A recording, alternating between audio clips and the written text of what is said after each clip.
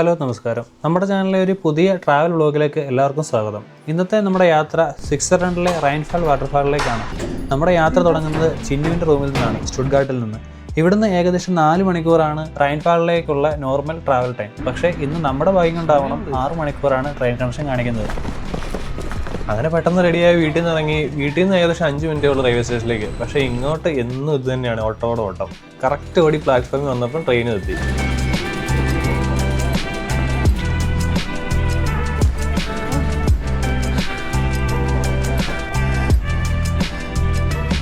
ശ്വാസം പിടിച്ചിരിക്കുന്നു. പള്ളിയില്ലേ, ആ പള്ളിയുടെ മണ്ടത്തെടുത്തില്ല.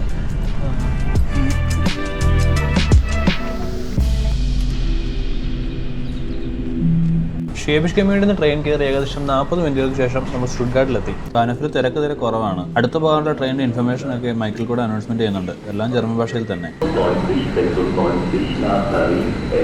ഇവിടെ നിന്ന് നമ്മൾ ആദ്യം ചെയ്യാൻ പോകുന്നത് കഴിക്കാനായിട്ട് എന്തെങ്കിലും മേടിച്ചു വെക്കുക എന്നുള്ളതാണ്. കാരണം ഇനിയുള്ള ട്രെയിൻ, അതായത് ഇനി സ്റ്റുട്ട്ഗാർട്ടിൽ നിന്ന് കയറേണ്ട ട്രെയിൻ ഏകദേശം 4 മണിക്കൂറാണ് നമ്മുടെ ജേർണി ടൈം ഉള്ളത്.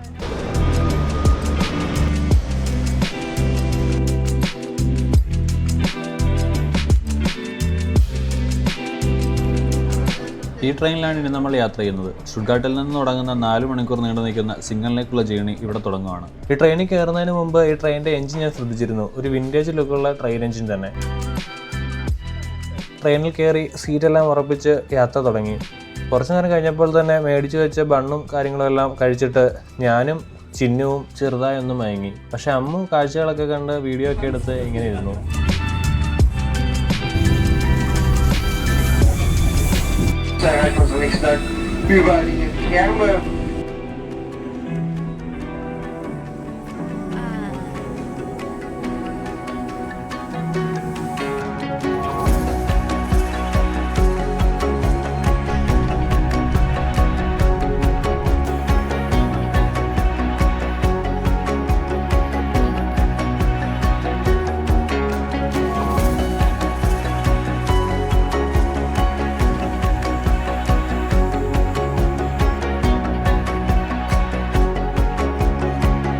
സിംഗൻ എത്താൻ ഇനി അധികം സ്റ്റോപ്പുകളില്ല. അതുകൊണ്ട് പെട്ടെന്ന് തന്നെ മുഖമൊക്കെ ഒന്ന് കഴുകി ഫ്രഷ് ആകാമെന്ന് വിചാരിച്ചു.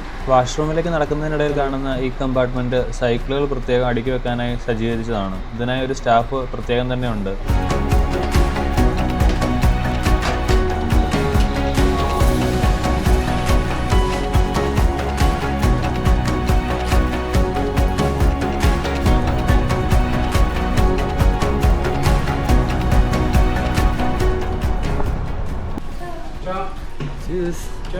അങ്ങനെ ഒരു ലോങ് ട്രെയിൻ ജേർണിക്ക് ശേഷം സിംഗനിലെത്തി. ഇനി ഇവിടെ നമുക്ക് 2 ട്രെയിനുകൾ കൂടി മാറി കയറേണ്ടതുണ്ട്. ഇവിടുന്ന് കയറുന്ന ട്രെയിനിൽ നിന്ന് അടുത്ത് നമുക്ക് ഇറങ്ങേണ്ട സ്റ്റോപ്പ് സ്വിറ്റ്സർലൻഡിലാണ്. അതായത് നമ്മുടെ യാത്രയിലെ ജർമ്മനിക്കുള്ളിലെ ലാസ്റ്റ് സ്റ്റോപ്പ് സിംഗനാണ്. അതുകൊണ്ട് തന്നെ ലൈറ്റായിട്ട് എന്തെങ്കിലും കഴിക്കാമെന്ന് കരുതി അങ്ങനെ ഹോട്ടൽ തപ്പി സിംഗൻ സിറ്റിക്കുള്ളിലേക്ക് നടന്നു.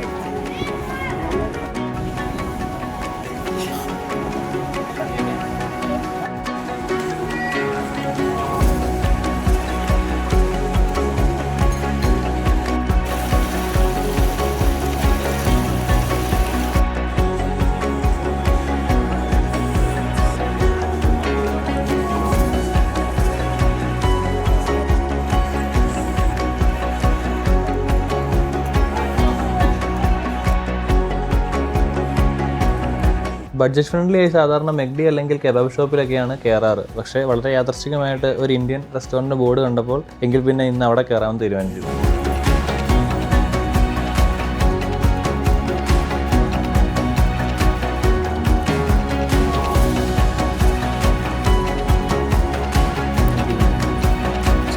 കുറേ നേരം മെനു കാർഡിൽ കൂടെ കിടന്ന് ഓടിയെങ്കിലും അവസാനം 2 ചിക്കൻ ബിരിയാണിയും ഒരു കൊത്തു പൊറോട്ടയിലും വന്നെത്തി.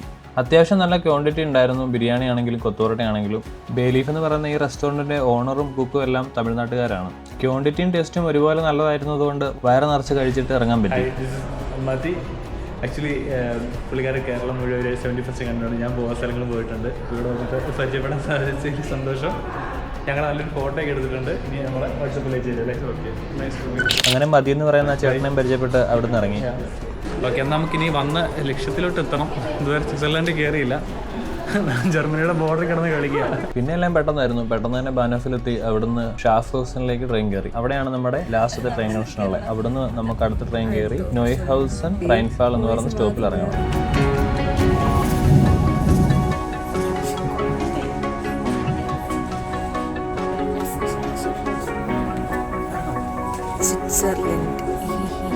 ജർമ്മനിയിലെ സിംഗനിൽ നിന്ന് തുടങ്ങിയ യാത്ര ഏകദേശം 18 മിനിറ്റുകൾക്ക് ശേഷം 4 സ്റ്റോപ്പുകൾക്ക് ഇപ്പുറം സ്വിറ്റ്സർലൻഡിലെ ഷാഫ്ഹൗസനിലെത്തി. ഇവിടെ നമുക്ക് അധിക നേരമില്ല. 3 മിനിറ്റിനുള്ളിൽ തന്നെ ട്രെയിൻ മാറി കയറണം.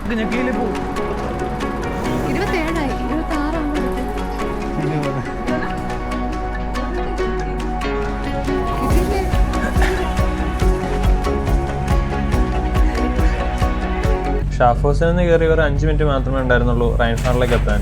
ഈ ട്രെയിൻ യാത്ര അത്രയും നമ്മുടെ ഡോയ്ച്ച്ലാൻഡ് ടിക്കറ്റ് വെച്ച് പോസിബിൾ ആണ്. ലിഫ്റ്റ്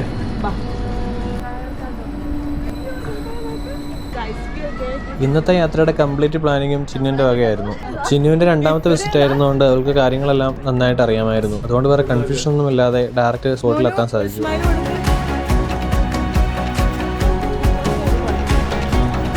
റൈൻഫാൾസിലെത്തി ആദ്യം തന്നെ നമ്മുടെ ശ്രദ്ധ പോകുന്നത് കുടിവെള്ളം ലഭ്യമാകുന്ന ഒരു സൗകര്യത്തിലേക്കാണ്. യൂറോപ്പിന്റെ പല ഭാഗത്തും ഇതുപോലെ കുടിവെള്ളം ലഭ്യമാകുന്നത് കണ്ടിട്ടുണ്ടെങ്കിലും ഈ ഒരു നിർമ്മിതി കുറച്ചും കൂടെ കൗതുകം ഉണർത്തുന്നുണ്ടായിരുന്നു. ആ കൗതുകത്തിന്റെ പുറത്ത് അമ്മ ഒരു ബോട്ടിൽ വെള്ളം നിറച്ചു.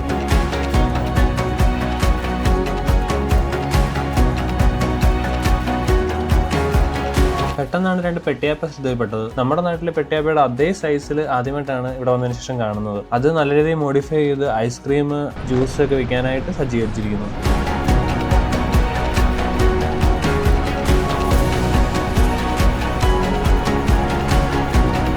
നമ്മുടെ ഇന്നത്തെ ലക്ഷ്യം റൈൻഫാളിലെ ബോട്ടിംഗ് ആണ്. അതുകൊണ്ട് നേരെ ബോട്ടിംഗ് കൗണ്ടറിലേക്കാണ് നമ്മൾ നടക്കുന്നത്.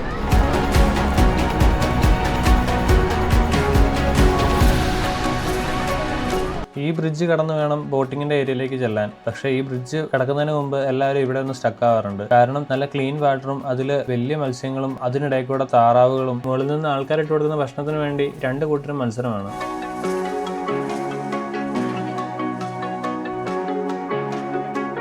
ബോട്ടിംഗ് ഏരിയയിലേക്ക് നടന്നു.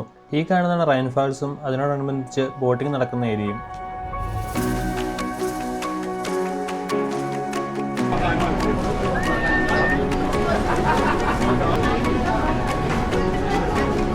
ടിക്കറ്റ് കൗണ്ടർ സെൽഫ് ബുക്കിംഗ് സെറ്റപ്പിലാണ് അറേഞ്ച് ചെയ്തിരിക്കുന്നത്. എത്ര നേരത്തെ ട്രിപ്പാണ്, എത്ര ആൾക്കാരുണ്ട്, ഏത് ടൈപ്പ് ബോട്ടിംഗ് ആണ് എന്നൊക്കെ നമ്മൾ തന്നെ വേണം ഈ ടച്ച് സ്ക്രീനിൽ രേഖപ്പെടുത്താൻ. അതിനുശേഷം നമ്മുടെ കാർഡ് വെച്ച് പേയ്മെന്റും ചെയ്ത് നമുക്ക് ടിക്കറ്റ് കൈപ്പറ്റാവുന്നതാണ്.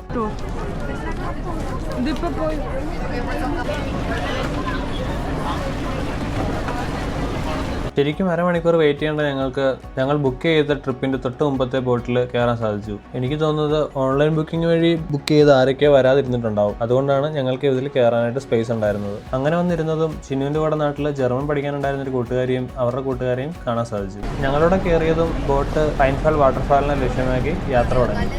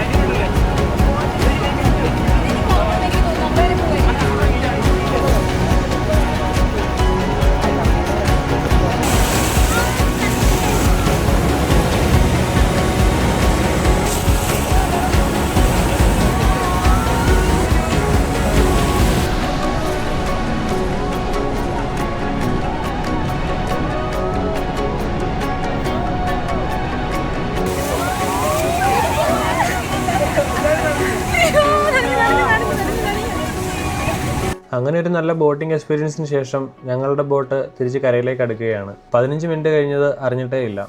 ഞങ്ങൾ ഇറങ്ങുമ്പോഴേക്കും അടുത്ത ട്രിപ്പിന് കയറാനായി ആൾക്കാർ റെഡിയായി നിൽപ്പുണ്ടായിരുന്നു. അങ്ങനെ അവിടുന്ന് ഇറങ്ങി നേരെ ഒരു സുവനീർ ഷോപ്പിലേക്കാണ് പോയത്.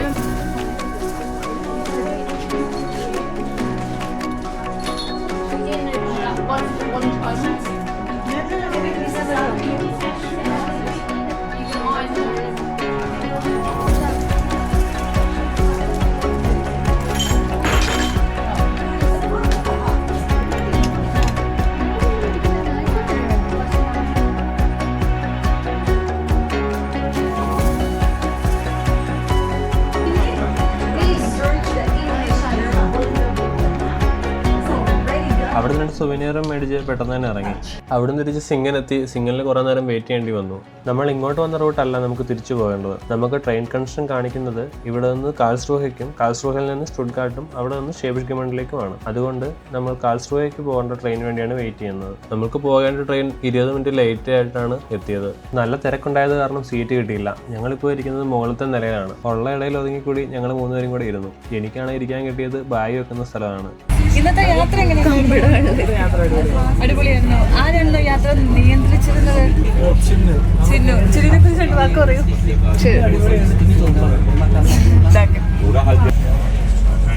ചേച്ചി നമ്മളിന്ന് വെട്ടും. കാട് വെക്കാറിയത്തില്ല കേട്ടോ. തിരിച്ചുള്ള യാത്ര അത്രയും ഉറങ്ങിയില്ല. ഊനൊക്കെ കളിച്ച് അങ്ങനെ ഇരുന്നു.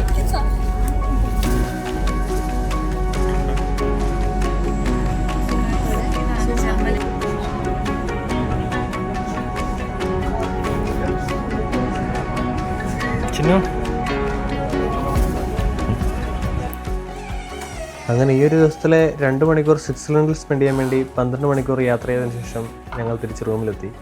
അപ്പോൾ ഇനിയൊരു ട്രാവൽ വ്ലോഗിൽ അല്ലെങ്കിൽ മറ്റൊരു വീഡിയോയിൽ കാണുന്നത് വരെ cheers.